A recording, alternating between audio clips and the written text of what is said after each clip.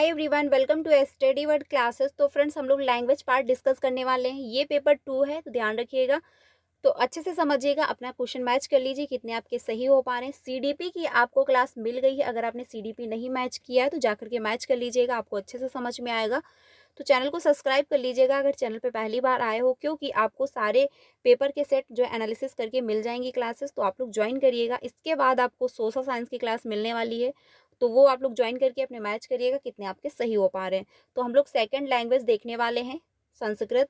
तो इसमें हम लोग डिटेल में नहीं जाएंगे, ना तो ज़्यादा एक्सप्लेन करेंगे, सीधे क्वेश्चन का आंसर देखेंगे, क्योंकि आपको भी जल्दी होगी कि आंसर पता चले कौन सा सही है कौन सा गलत है। तो हम लोग समझ लेते हैं क्वेश्चन को। और चैनल पे पहली बार आए हो तो सब्सक्राइब कर लीजिएगा, क्योंकि आपको सारी क्लासेस यहाँ से मिलती रहती हैं। तो स्टार्ट करते हैं। पहला जो क्वेश्चन है, हम लोग डिटेल में ना जाके सीधे क्वेश्चन देखेंगे। तो पहला है 121। इसमें कहा गया है, इसके पहले आपको सीडीपी मिल चुकी है तो आप लोग सीडीपी ज्वाइन करिएगा। पेपर 1 एंड पेपर 2 दोनों के आपको पेपर के एनालिसिस मिलने वाले हैं, तो चैनल को सब्सक्राइब करके रखिए, जिसमें आपको सारी क्लासेस मिलती रहें।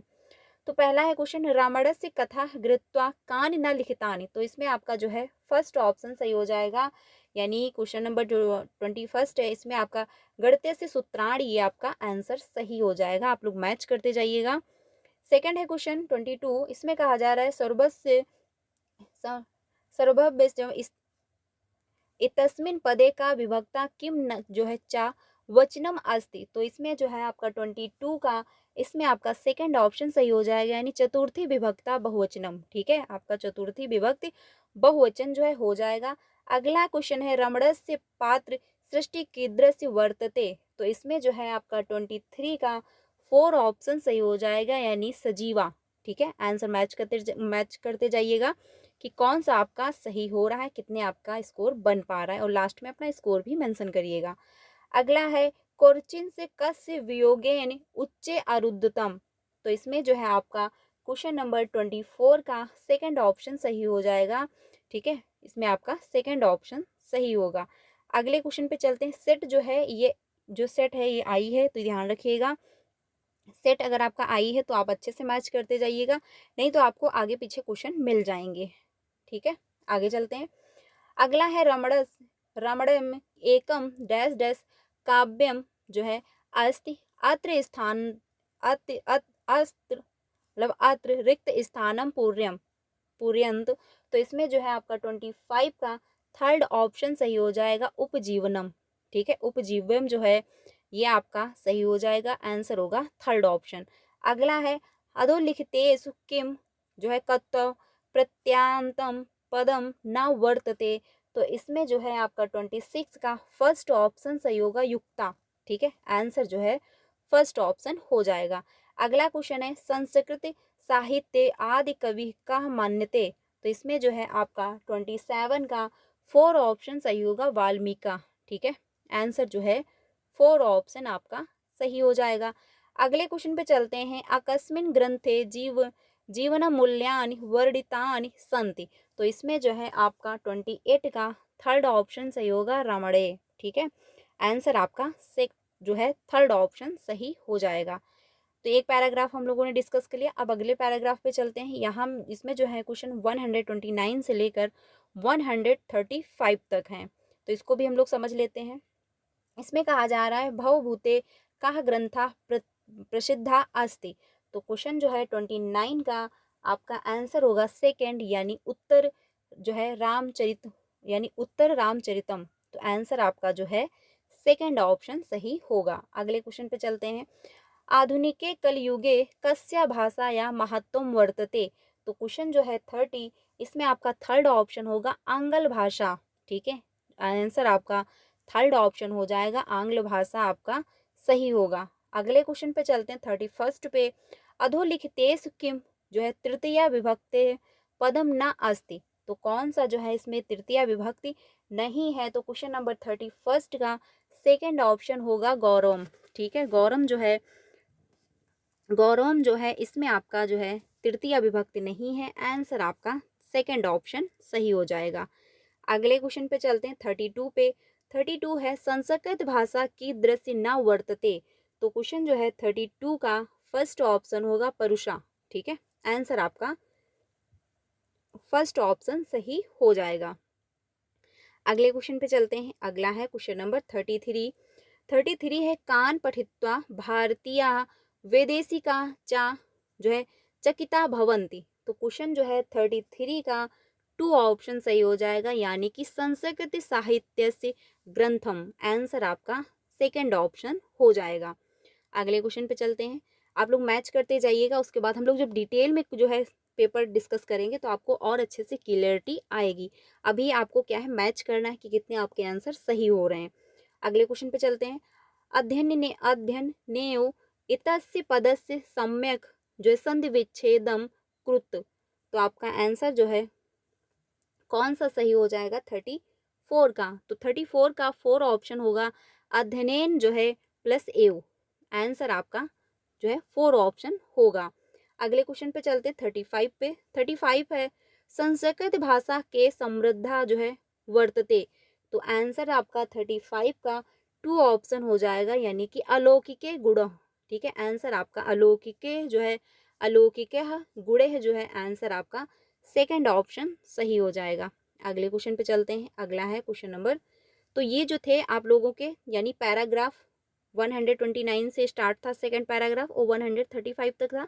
तो 2 पैसेज हम लोगों ने सॉल्व कर लिए। अब हम लोग क्या है पैडागोजी डिस्कस करने वाले हैं। ठीक है, तो पैडागोजी के क्वेश्चन भी आप लोग मैच करिए। अगला है अधोलिखितेश किम जो है साधनम वर्तते यत अनेकम जो है ऑनलाइन समकालीन समकालिकान आकस्मिक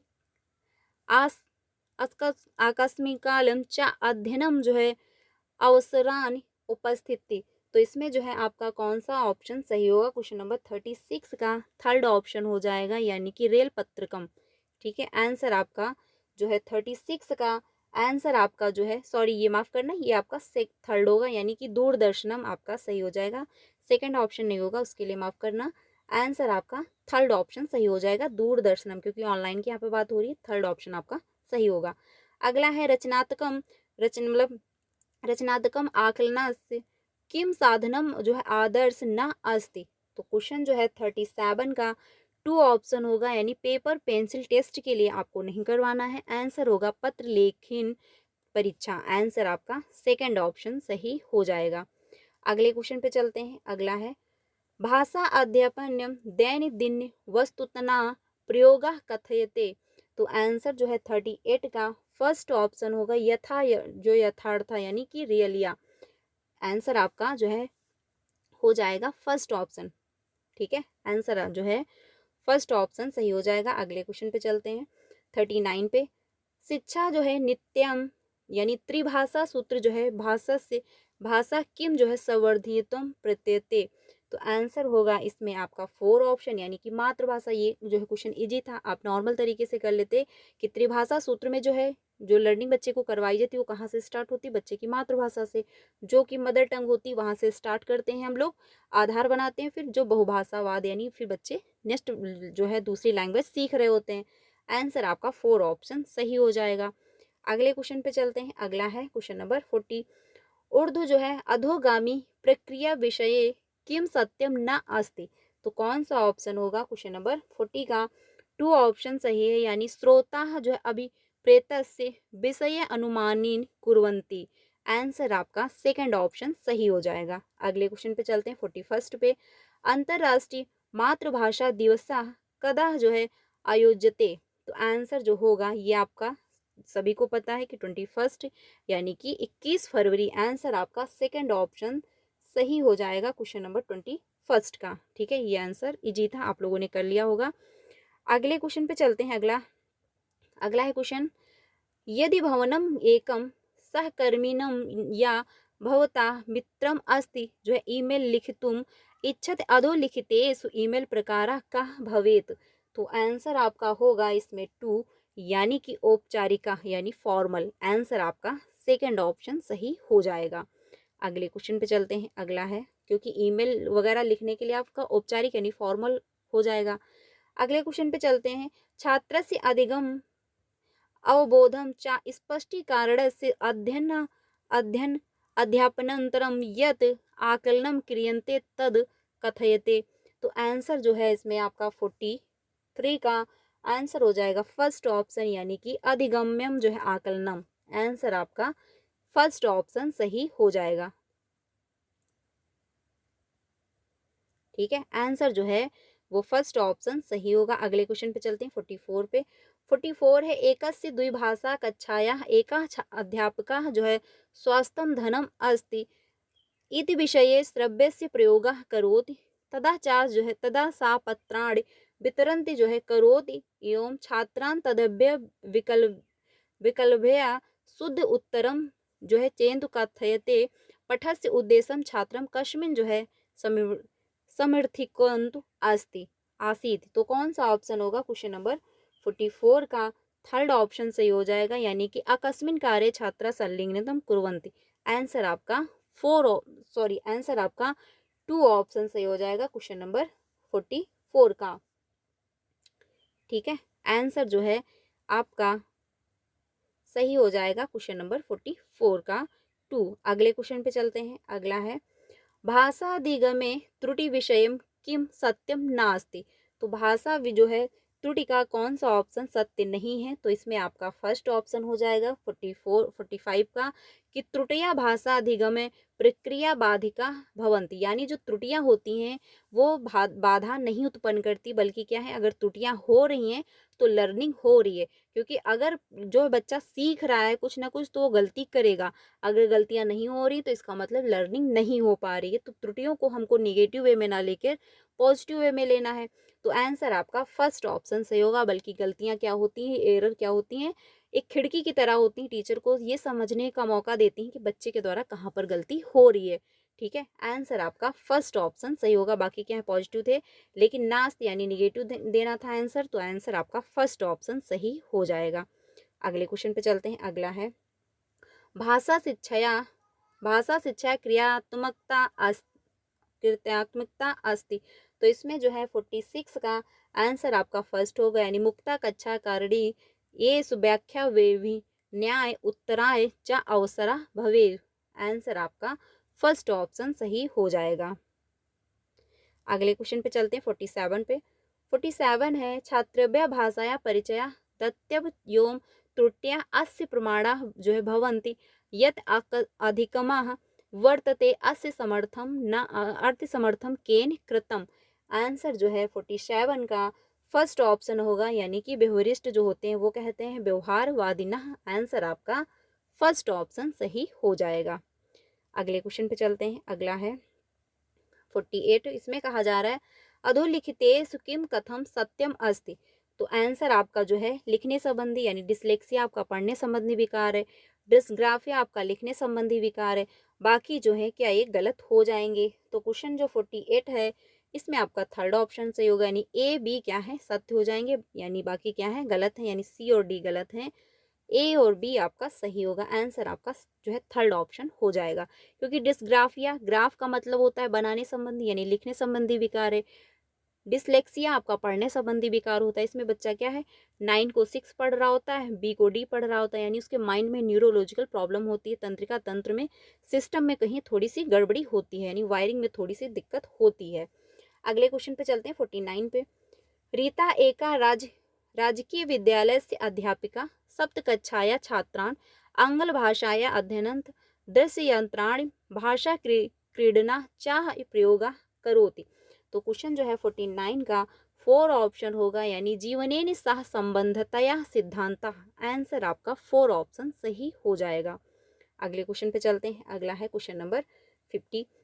एका लघु कथा यस्याः मुख्य पात्र रूपेण जो है जंत्वा भवन्ति सुस्पष्टीय शिक्षा चाह शिक्षते कथयते। तो क्वेश्चन जो है आपका इसमें सेकंड ऑप्शन सही होगा, नीति कथा यानी जो है फॉर्बेल आपका आंसर होगा, यानी फॉर्बेल होगा आपका आंसर, सेकंड ऑप्शन सही हो जाएगा। ठीक है, तो फ्रेंड्स पूरे ये थे लैंग्वेज सेकंड के क्वेश्चन। आप लोग मैच करके कमेंट में अपना स्कोर बताइए कितना आपका स्कोर हो पा रहा है। 30 क्वेश्चन थे, मैंने आप लोगों से डिस्कस किए, आई होप आपको हेल्प मिली होगी। तो आंसर आप लोग अपने मैच कर लीजिए और कमेंट में अपना स्कोर बताइए कितना आपका स्कोर हो पा रहा है। इसके बाद आपको सोशल साइंस की क्लास मिलने वाली है, यानी सोशल साइंस हम लोग डिस्कस करने वाले हैं। तो आप लोग सोशल साइंस मैच करके बताइएगा कि कितने आपके सही हो पा रहे हैं। तो इसलिए चैनल को सब्सक्राइब कर लीजिए, क्योंकि पेपर 1 एंड पेपर 2 दोनों के एनालिसिस आपको मिलने वाले हैं अच्छे से, तो आप लोग ज्वाइन करिएगा। मिलते हैं नेक्स्ट वीडियो में। Thank you.